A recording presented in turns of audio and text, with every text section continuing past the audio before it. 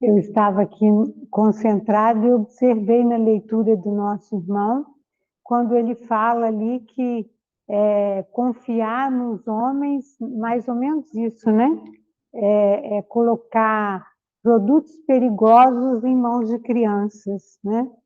E é muito interessante porque uma das coisas que me fez pensar no tema de hoje, que a gente vai trabalhar o capítulo 26 de Mateus, versículo 41, que é vigiar e orar, dentro da visão do Pai Nosso, da visão de João, o evangelista, né, o discípulo de Jesus, traz um pouco dessa inconsequência infantil que nós temos em relação a gente orar, fazer as preces, pedir para os nossos mentores, guias espirituais, amigos espirituais e todas as levas, né, parentes, questões que às vezes nos infantilizam ou às vezes trazem para nós muitos aborrecimentos futuros, né?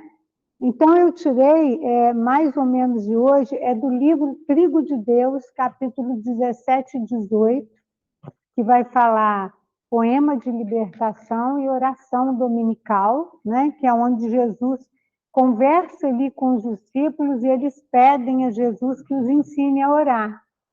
E também trouxe aqui para a nossa reflexão o capítulo 21 de Jesus no Lar, que chama O Rico Vigilante, que é justamente um pedido fervoroso desse nosso companheiro, né, da história aqui, e que Jesus conta quando o Tiago vai fazendo uma preleção ali e vai dizer dos bens da terra e do quanto a gente quer acumular as coisas. E aliado ao estudo, Deus vai mandando para a gente exemplos do dia a dia. Como que nós temos observado no século XXI muito mais as questões que nos aborrecem, que nos magoam, que nos machucam, do comportamento dos outros e do nosso até. Mas às vezes a gente não se prontifica a mudar aquela sequência de atos que a gente vai cometendo ao longo da vida. E aí, tudo isso, eu falei, gente, olha, eu vou lembrar para todos nós, porque o primeiro ouvido é o meu, né? Da importância da gente realmente se conectar com uma prece. Porque a maioria dos nossos companheiros, a gente escuta e fala assim, eu começo a orar, o pensamento divagueia, eu não consigo mais me concentrar, é difícil ler um livro, é difícil estudar uma página, mas às vezes a gente perde horas a fio nos streamings da vida, ouvindo novelas, ouvindo programas que não nos levam a lugar nenhum. Aliás, até nos levam a lugares de fofoca, de maledicência, né? De questões que vão trazendo para nós situações que vão nos complicando no dia a dia e que a gente não vai percebendo.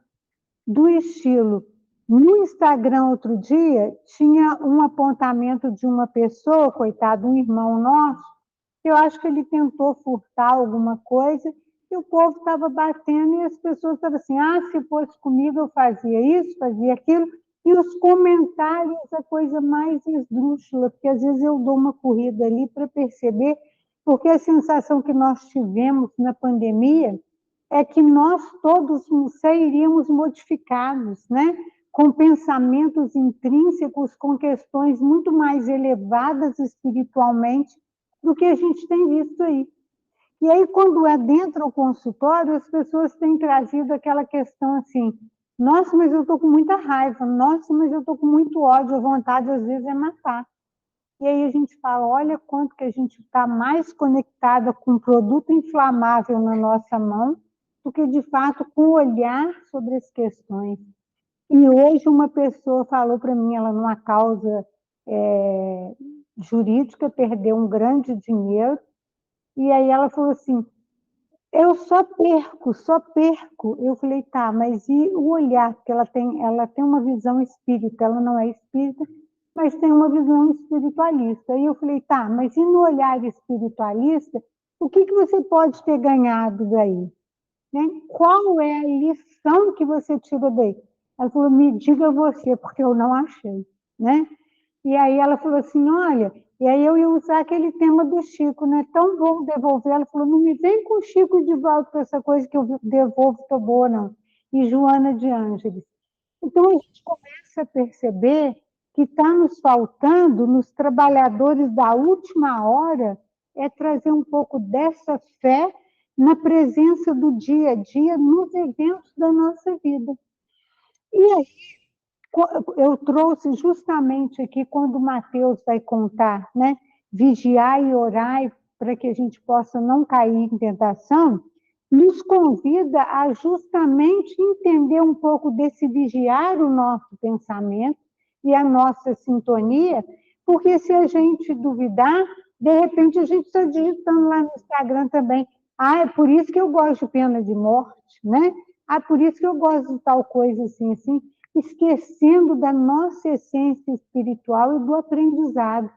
Aí achei muito interessante quando eu pensei assim, tá, mas se for uma pessoa que tem um transtorno mental, ela está fazendo isso e ela nem se conecta com uma realidade de que eu estou prejudicando o outro, mas lá na frente eu vou colher esse, né, plantio que eu estou fazendo.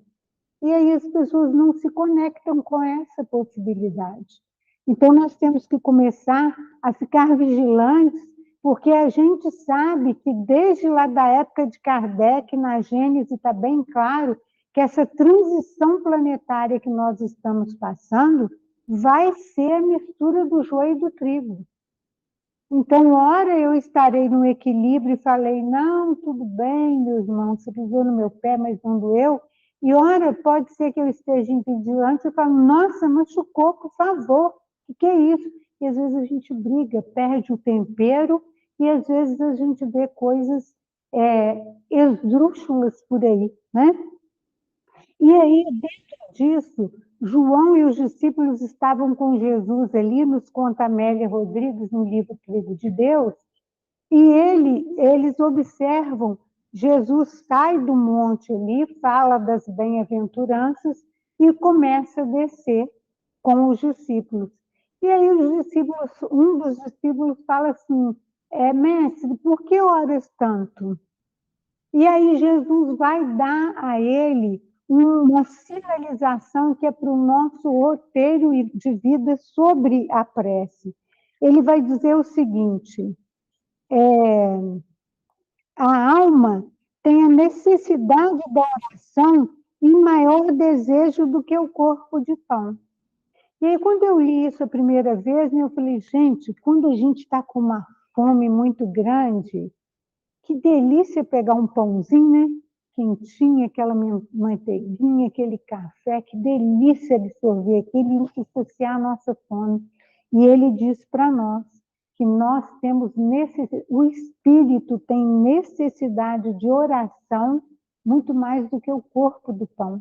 Olhe bem, como que é profundo. Isso significa que se a gente não se conectar todo dia, o máximo que a gente quiser, ou pelo menos algum tempo do dia, com essa espiritualidade que nos acolhe, que nos auxilia, a gente vai perdendo tempero, né? Quantas vezes a gente vem para o centro espírita, a gente está cansado, esgotado, a gente está doido para ir para casa dormir, mas aí a gente fala assim, não, eu vou lá no centro espírita assistir uma palestra, quem sabe eu recebo passe, uma coisa assim, a gente sai daqui aliviado, satisfeito, aí a gente fala, nossa, ainda bem que eu vim no centro, né? Ainda bem que eu ouvi essa palestra hoje, foi tão boa, a palestra teve um tema tal, houve tal aprendizado, houve tal ensinamento, e muitas vezes as pessoas, não, vou para casa, vou dormir, vou correr, vou descansar, né? Vou tomar um banho, vou deitar. E perde, às vezes, a essência de um momento em que, quando eu estou sentada num lugar, e ele vai dizer aqui, né, que a gente às vezes está num lugar que a gente sente que é uma solidão, mas a realidade é uma solidão que cria uma atmosfera que nos conecta com a espiritualidade. E a gente se desconecta disso. Aí, no final do dia, nos 5 minutos dos 45 minutos, segundo tempo do jogo, né, a gente fala assim, oh, meu Deus, que eu tenho uma noite boa de sono. Mas aí eu passei um dia todo perturbado, todo conturbado, todo cheio de nervosismo, de ansiedade, e de diversas outras questões que nos desconectam totalmente, que às vezes a gente vai rodando ali nas internets da vida, informações das mais diversas, que mais nos conectam com coisas ruins, não é mesmo? Se a gente roda aqui o feed de notícias de qualquer um, G1, qualquer outro sistema, a gente vai ver a maioria das coisas são desastres, né? Aí tem um rapaz no Instagram que ele tem um anúncio assim, cansado de ouvir coisas ruins, me siga para ouvir coisas boas. E às vezes ele vai passando ali, e aí se eu olho, porque eu tenho gostado de ver, porque ele traz muita coisa da ciência, a gente já está tendo saídas para o Alzheimer, saídas para o Parkinson, não soluções ainda, tá, gente? Mas pesquisas avançadas na ciência em cima dessas tecnologias. Pesquisas avançadas em que um aparelho vai ser um rim que vai funcionar no meu organismo se eu estiver precisando de um rim. Olha bem, o transplante de um aparelho, não sei como vai funcionar, se fora do corpo ou dentro do corpo, mas ele vai filtrar o nosso sangue como um rim faz. E a gente não divulga isso, né? Pessoas descobrindo plásticos revolucionários, pessoas ligadas à ciência trazendo revolução no câncer e em diversas outras doenças. Isso a gente não divulga. A gente não olha o quanto que a espiritualidade está conectado conosco, trazendo para nós questões que vão dando longevidade, trazendo, aproximando a gente cada vez mais nessa transição planetária, onde a morte será transformada até para a nossa visão, e a gente vai se apegando em questões que é de fofoca, de mal-estar, que gera um desânimo nas pessoas, e a gente ouve sequencialmente, ai, tem hora que eu não estou nem com vontade de levantar da cama, tem hora que eu não estou com vontade nem de sair, porque a gente só vê coisa ruim, a gente só ouve coisa ruim, e a gente recebe também os acontecimentos da vida como se fosse uma coisa ruim. E aí, ele fala assim, né, o João fala assim, mas mestre, mesmo vós, que é o Filho de Deus enviado na Terra, também precisa orar? E olha a resposta que Jesus dá. A chama que ilumina gasta o combustível que sustenta, e a chuva que irriga o solo retorna à nuvem de onde provém.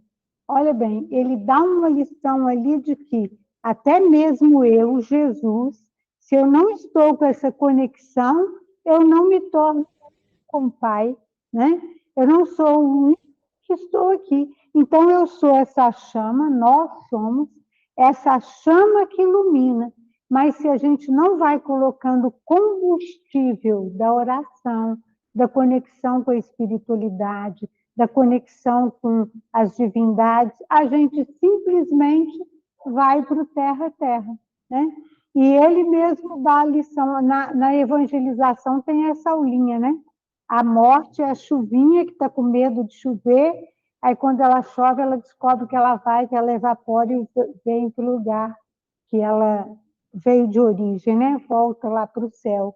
Então, esse é o nosso trabalho, essa é a nossa conexão. O tempo inteiro a gente pode criar atmosfera de seja em qualquer lugar que nós estejamos, na rua, na nossa casa, no nosso trabalho, em qualquer lugar, a gente pode ser essa chama e buscar também com a espiritualidade uma chama amiga, né? Através de uma respiração que nos acalma, através de uma prece num momento decisivo, através de um olhar que passa de uma pessoa sofrendo e a gente observando e a gente faz uma prece para aquela pessoa, a gente conecta ali, né? Trazendo esse alívio. E aí ele fala assim, tá bem, mestre, mas aí nós todos temos a necessidade de orar? E aí Jesus fala assim, o homem que ora se eleva rumo à grande luz e tem a claridade radiosa da espiritualidade, né? Ou seja, a gente se conecta, Joana de Ângeles traz muito isso, quem medita ora, quem ora fala com Deus, né? Quando a gente para ali no silêncio, naquele momento daquela conexão ali, a gente simplesmente se abre para que a espiritualidade atue em nós, né? A gente que faz estudo, que faz trabalho, que leva estudos de EJA, PROGEM, raramente, eu não sei, né, os colegas me dizem, raramente eu sento num estudo e não falo, Deus, faça de mim, né, a vontade do trabalho de Jesus na Terra. Porque se a gente não tem essa conexão, como o nosso amigo orou ali, pedindo ali para que seja abençoado o nosso trabalho, se a gente não faz a nossa parte, se a gente não se prepara, essa conexão também não vem. Da mesma forma, quando a gente vai fazer um estudo, e aí seja profissional ou não, em algum outro lugar, se o público não está conectado com aquele momento, a gente percebe, não é? A gente sente que a vibração não vai e volta. Então, a gente precisa perceber isso. Olha o que ele fala. A gente se conecta com a grande luz, com a espiritualidade, com espíritos mais elevados, com espíritos medianos, mas geralmente são pessoas que querem o nosso bem, que querem o nosso carinho, que querem, né, estar ali atentos ao que pode ajudar a gente. Jesus faz uma comparação para nós,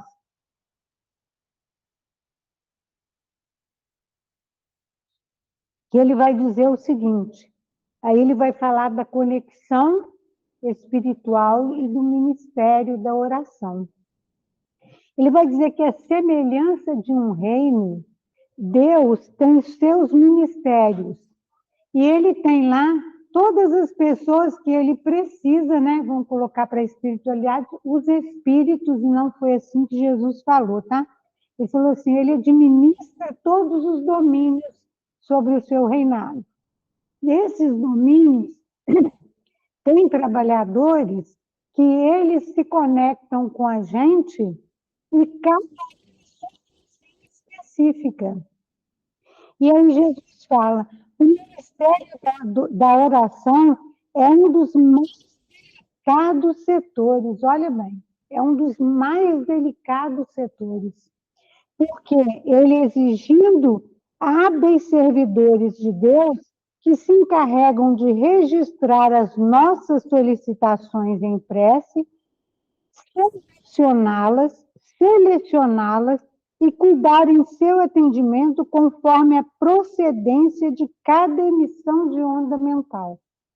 Aí a gente vai lá no livro de Manuel Filomeno de Miranda, que é o Nas Fronteiras da Loucura, quando ele vai dizer ali do carnaval, né, no Rio de Janeiro, Isabel é uma senhora desencarnada que ela está tentando fazer com que o neto não entrasse num carro, que eles iam sofrer um acidente e viriam a desencarnar.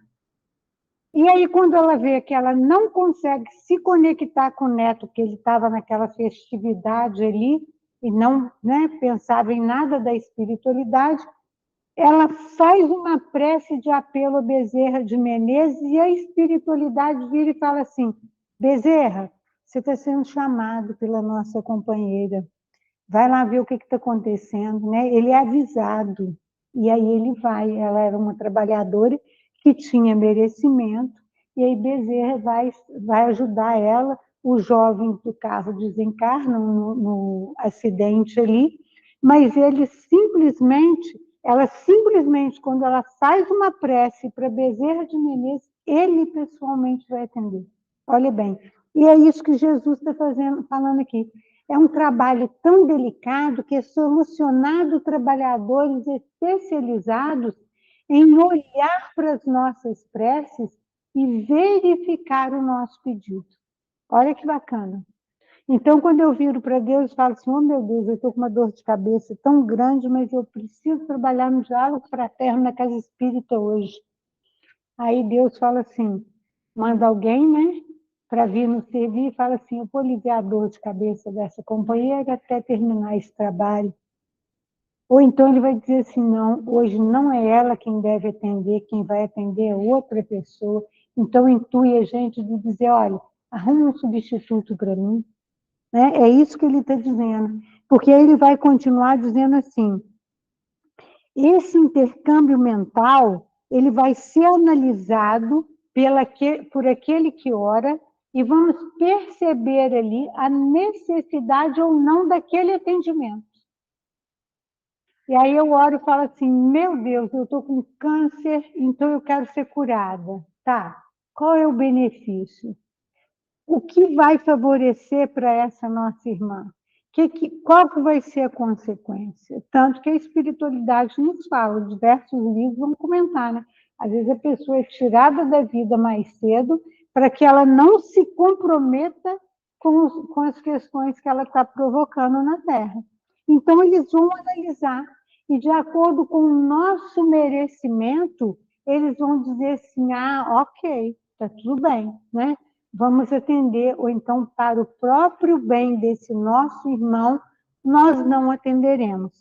E aí vem aqui esse conto que eu falei, né, do Jesus no lar, o item 21, que é o rico vigilante.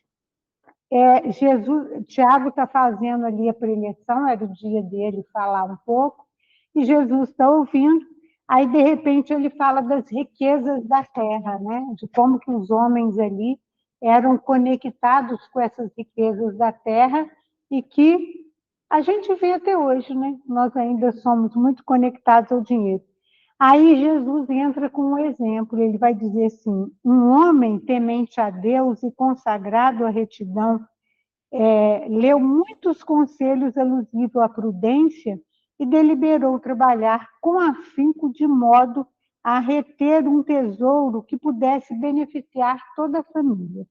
E aí ele vai fazer muitas preces pedindo a Deus que ajude, que ele consiga esse dinheiro, e aí ele enriquece, ganha alguns milhões, né? E aí ele vai dizer assim, que de repente esse homem, no andar lá da vida dele, ele olha e fala assim, começa a apreciar os seus ganhos, né? E aí ele vai dizer assim, puxa vida, a esposa, o lar antigamente que era alegre, tranquilo, simples, sereno, está horrível. A esposa que era dedicada, serena, tranquila, cuidava dos filhos, cuidava dele, estava arredia. Os filhos só cochichavam pelas costas do pai, falando assim, da herança dele, o que vai sobrar para mim, né?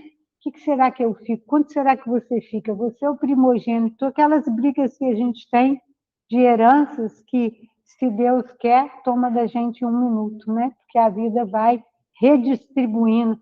Olha quantas fortunas existiam e que a pessoa agora, a família é pobre. Quantas pessoas tinham vidas abastadas e hoje estão passando aperto. E também, ao contrário, pessoas que às vezes nasceram pobres e agora estão aí com casas próprias, carro, dinheiro, mais à vontade, né? E aí ele fala assim, ele conseguia perceber ali a vibração dos filhos. Aos amigos, ele falava assim, os amigos que antes tanto ficavam comigo, hoje me olham tipo assim, sou rico, sou milionário, então me olha com ódio, com inveja, com maledicência. Os negociantes me visitam, mas para transações criminosas, ou seja, os comerciantes viam nele uma facilidade de um dinheiro fácil para distribuir. E outros o bajulavam, mas ele percebia o fingimento que é porque ele era, então, rico e essas pessoas podiam ajudar. E aí ele pensa assim, agora me sobra tempo, né? Antes eu trabalhei tanto, me sobra tempo agora para registrar dores no corpo e dores morais, porque ele foi se perdendo ali naquelas questões, dores de cabeça e dores de estômago, né? O que para a gente hoje a medicina fala, a psicologia, né? A psicossomática fala? Dor de estômago, dor de cabeça, sempre ligado muito à ansiedade, né? Aquilo que a gente está querendo que aconteça e não acontece, a gente vai entrando na ansiedade. Aí ele pega e fala assim, quer saber de uma coisa? Eu acho que antes eu era feliz e não sabia. Aí ele começa a orar pedindo a Deus que o intuísse para trabalhar bem aquele dinheiro que ele havia amontoado, aquela fortuna. E aí todos se revoltam, né? Principalmente os herdeiros. O pai está louco, esse homem é doido, cada um ia falando mal desse homem aí, mas aí termina a lição dizendo que para ele era apenas um ensinamento valioso e sublime. O que a gente pode tirar dessa história? Esse homem, quando ele ora para Deus, pedindo que a riqueza venha para ele dar as coisas para os filhos e para a esposa, na realidade, quando isso foi concedido, virou uma verdadeira lição para ele de que o dinheiro não traz a felicidade. O dinheiro pode pagar contas, pode facilitar viagens, mas, gente, uma pessoa que está de luto, né? Cuidou do pai, da mãezinha, ou do irmão, ou do marido, ou da esposa, por muito tempo. Essa pessoa morre. Aí esse homem, essa esposa, ou esse filho, fala assim, então vou fazer uma viagem agora ao redor do mundo. A tristeza vai com ele ou fica aqui, porque dá umas férias? Não vai com a gente? Porque a tristeza é na alma, a tristeza é de cada um de nós. E ele, quando ele começa a distribuir o dinheiro ali, trazendo uma movimentação para aquele dinheiro, ele incomoda com aquelas pessoas que falavam assim, não, isso é meu, né? Isso é meu, não é do outro. Meu pai está jogando fora o dinheiro, está jogando fora, a esposa se revolta, olha bem. Às vezes não teria sido melhor que ele vivesse a vidinha dele ali, trabalhando mais calmamente, e às vezes a gente se perde trabalhando até alta madrugada, querendo juntar o dinheiro, e como a gente fala, no final das contas, a gente acaba ficando doente, gastando tudo que juntou em doença, não é mesmo? E aí ele fala assim, né? E aí Jesus vai falando com ele, deste trabalho da espiritualidade, de conectar cada um de nós com esses espíritos que trabalham no ministério da oração, e ali eles colocarem sob a atenção de se é preciso, se é necessário ou se não é. Se vai valer a pena para aquela pessoa ou não vai valer. Porque aí, às vezes, é preferível a gente afastar daquela situação. E aí, João vira e fala assim, Senhor, então ensina-nos a orar.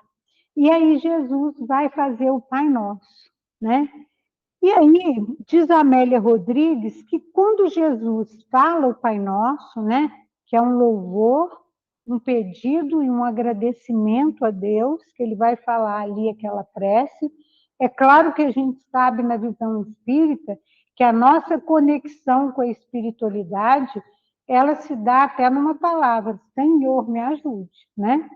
Mas Jesus vai dar aquele roteiro ali, que se a gente analisar bem, ele vai traçar caminhos ali que se a gente perceber e a gente for sendo comandado por aquele caminho, a gente vai seguindo num caminho de aceitação e de gratidão, porque Joana de Ângeles fala que gratidão por todos os eventos da nossa vida, na realidade, é maturidade espiritual. Olha bem, nós não vamos ser aquela criança que vai explodir ali o material, porque a gente vai pegar aquele acontecimento e analisar e aproveitar.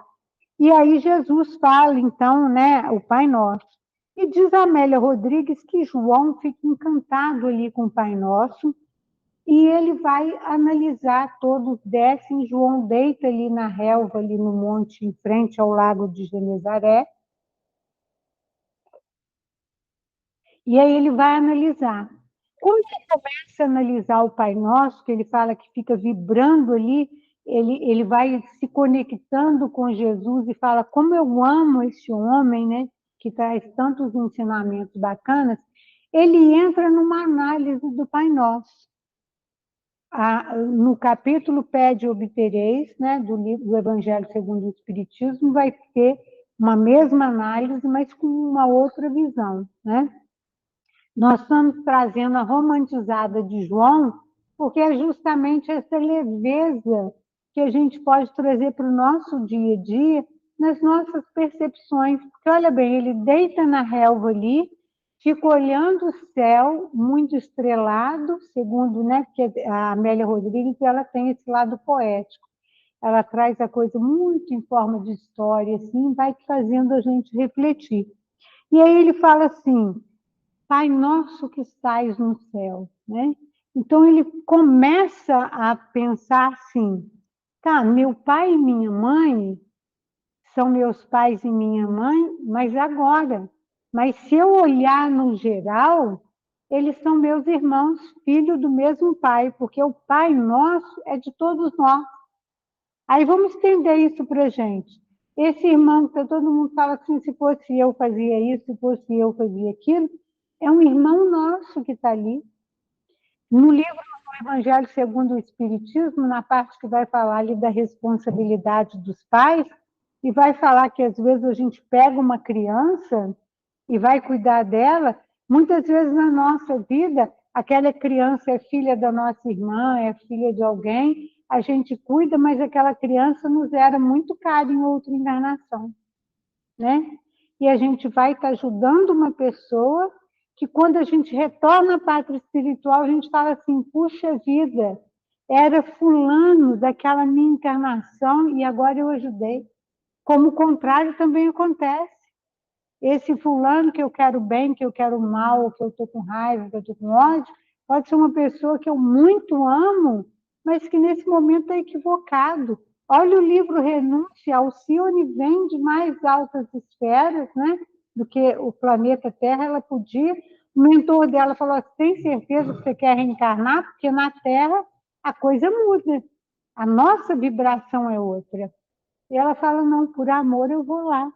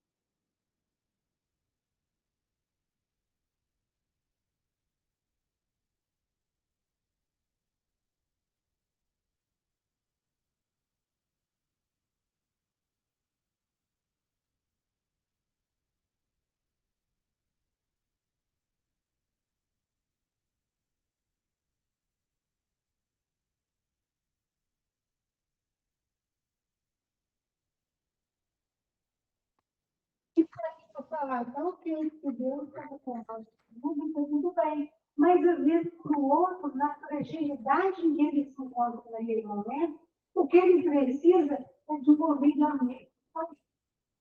Ele precisa da comunicação que ele está vivenciando aí, e aí, né?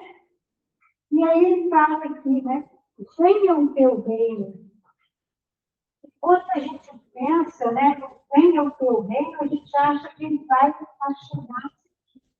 Quando na realidade, a oportunidade já chegou em cada um de nós. O reino de Deus está dentro de nós, e se a gente começar a colocar dentro da gente e espelhar isso de nós, automaticamente esse planeta vai se transformando. Aí eu volto lá para as informações. Esses irmãos que gostam de gerar essas coisas que vão gerar ansiedade nas pessoas que ainda não têm uma terra grávida, estão se esquecendo de olhar para as coisas maravilhosas que acontecem na vida. O nosso planeta é lindo, nós temos paisagens maravilhosas, e a Joana Jorge fala, com a cabeça cansada, está com o psiquismo pesado, medita numa prece, medita numa música, medita numa paisagem. Né? Se vocês digitarem lá, Encontro com Jesus do Valdo Franco, tem uma meditação que o Valdo faz, que é aproximadamente que ele vai para a gente.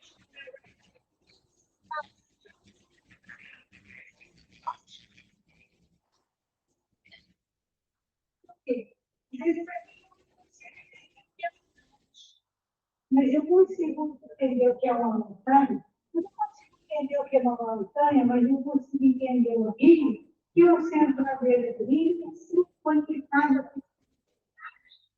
A gente não vai chegando no momento que a gente fala assim, eu senti falta de natureza, pisar na terra, sentir o cheiro da chuva, da planta, não é? A gente fala, o que é? É essa prece que precisa ser conectada com o que os espíritos nos fazem. A natureza, eles não tinham muitas coisas da natureza para e a gente sente sempre vontade de descansar na natureza, na praia, na montanha, né? E de volta vai fazer essa conexão com a gente, e aí ele faz um encontro com Jesus, ele pede aqui, né? Que a gente vai visualizando e vai ter conversa que a gente quer com Jesus. Olha que delícia. Só que a gente precisa, a gente não tem 20 minutos para fazer um ponto com Jesus, mas 40, 50, 60 horas para tantas coisas que a gente fez. Então, quando a gente consegue ver o reino de Deus veio, na realidade a gente se conecta com aquilo e deixa que a vida flua, né? De uma forma total. E ele fala assim, faça a sua vontade. Essa aqui é maravilhosa, porque eu sempre falo, a gente tem o som. Senhor, seja feita a sua vontade, se for a sua, deixa ela depois. Né? Porque a gente ora, fala para Deus, seja feita a sua vontade, mas a gente não vai dar a minha, entendeu? Porque a minha vai dar certo. A gente pensa que Deus está ganhando conosco e que a gente sabe mais do que Ele. Ora o Senhor vem por ti. Orou para que possa, quando teve a família toda, né? Coisas acontecem que nos tiram dali. E aí ele fala assim, como se o filho recusa a convivência em atitude de rebeldia. E somos assim mesmo, né? Ah, meu Deus, logo agora. Ah, meu Deus, não podia ser depois. Ah, meu Deus, mas logo eu que trabalho aqui, logo isso. A gente reclama o tempo inteiro. Tem um livro que saiu há pouco tempo, do Bolsa Velhos, ele fala terapia nos textos, ele fala que a gente está acostumado com isso, né? A gente reclama se tem anos, reclama se não tem anos, reclama se não tem saúde, se não tem saúde. A gente reclama que tem vacinar, reclama que não tem vacina, e o tempo inteiro a gente reclama que esquece, que se eu digo, faça por vontade, Senhor, eu deixo o livro, e quando ele foi, e aí a gente vai recebendo aqueles acontecimentos, olhando, analisando, e pegando os aprendizados que a gente tem ali e vai seguindo a vida. E uma outra questão mais importante, que quando a gente conhece a doutrina espírita, aí a gente tem uma responsabilidade maior, porque a gente não pode viver descansar, né? Eu não sei que Deus tem um comando de tudo, a gente pode ver.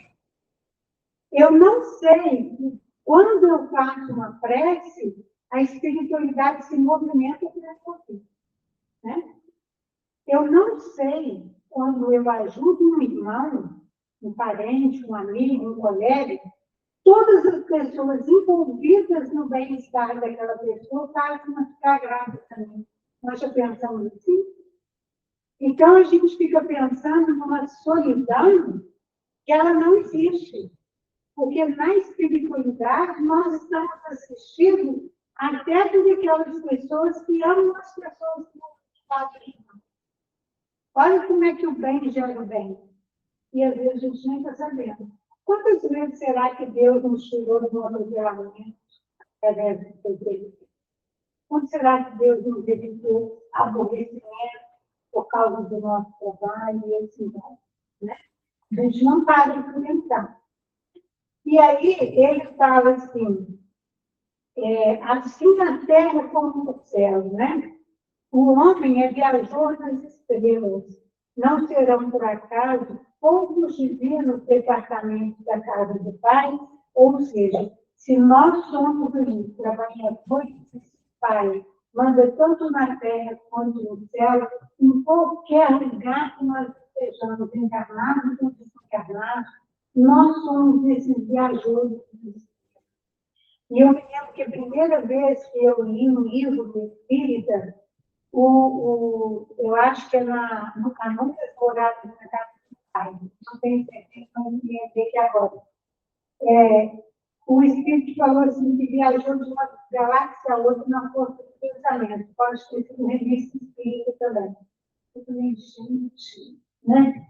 Imagina você pensar, executar, e que os espíritos fazem pensamento, sintonia, vibração, e vibração é ação.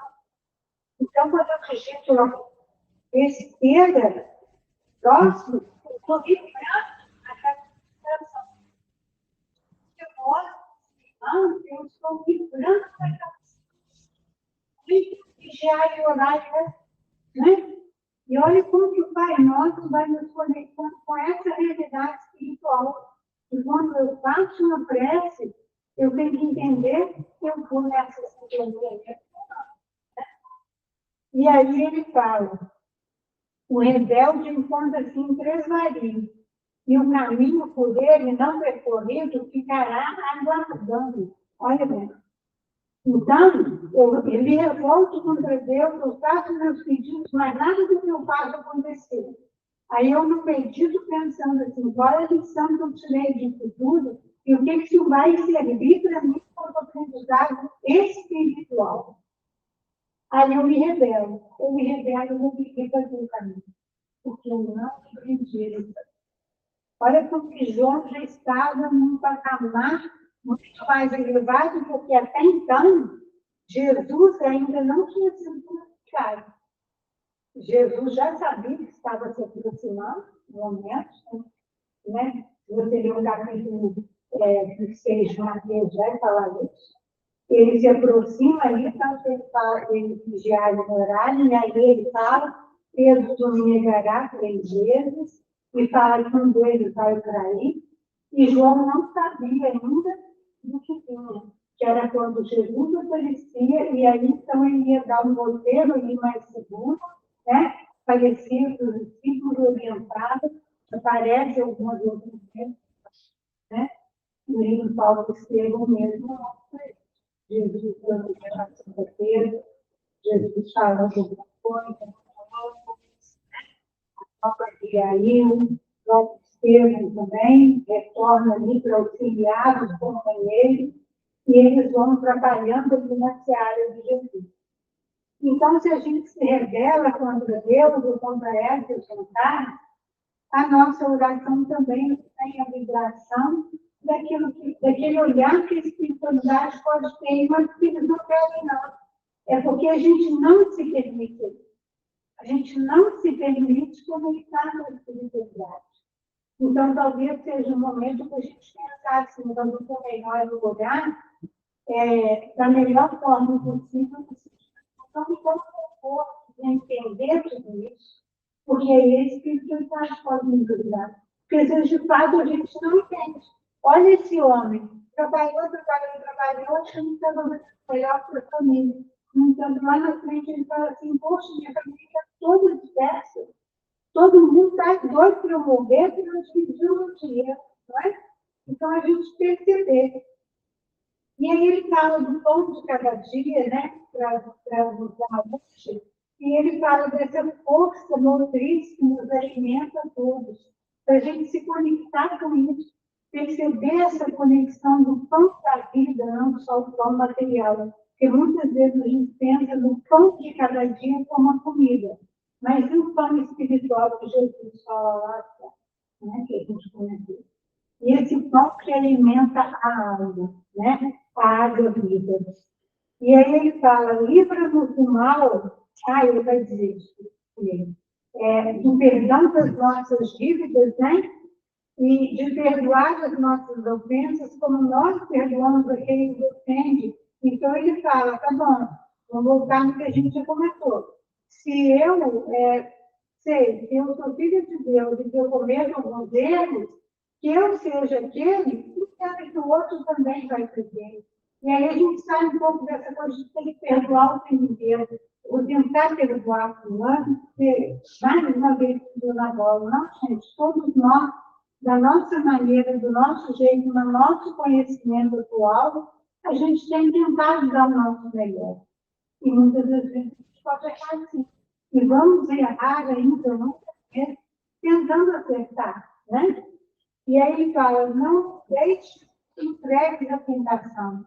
Vai me vigiar e orar. Se eu vigio o que eu tenho pensado, se eu vigio o que eu tenho sentido, gradativamente o João adiante fala, vai substituindo o pensamento ruim com o pensamento bom, porque aí a gente está no vigiar e a gente não cai em tentação. A gente pode até dar umas escorregadelas, mas a gente fala, nossa, fiz de novo melhor que não. Vamos sair dessa sintonia, né? Então, é vigiar o tempo inteiro. E ele fala, livra-nos do mal. Aí ele fala que o mal desaparece ante a ação do bem. Olha que bacana, ele faz uma análise maior, né? Mas quando ele fala que o mal desaparece diante da ação do bem, qual que é a finalidade que nós chegaremos? Não é melhor? Porque não é só a gente está focado tanto na regeneração, mas é bem da verdade o nosso modelo científico, não é isso? Então, a gente não vai continuar essa progressão ali. A Revista Espírita de março de 1860 fala claro, né? Algumas passagens ali, de espíritos comentando como eles vivem em outros planetas e têm adiantado espíritos sobre nós. Ainda existe, sim, pessoas mais pobres e mais ricas a nível de local, de moradia, essas coisas, mas não existe mais a miséria, não existe a fome, porque todos são solidários e todos não têm mais essa sensação de inveja de que olha só, né? E aí ele termina, assim seja. Quando a gente fala assim seja, ele vai falar assim, é os desejos do Pai que eu aceito que se cumpram. E aí a gente fala que assim seja toda hora, né? O Espírito principalmente fala assim seja. Mas será que assim seja mesmo? É só para a gente pensar, né? Se para a gente realmente conhecer enquanto igreja, porque se não tem, voltemos para o vigiar e orar. Porque lá fora, né, nos nossos lares, nos nossos convívio, na rua, as pessoas, os filhos estão percebendo pecado. Mas a espiritualidade fala, depende de cada um de nós a sintonia através de vigiar e orar que a gente se conecta. Às vezes uma coisa até nos incomoda, mas cabe a nós desligarmos daquela situação através da gratidão.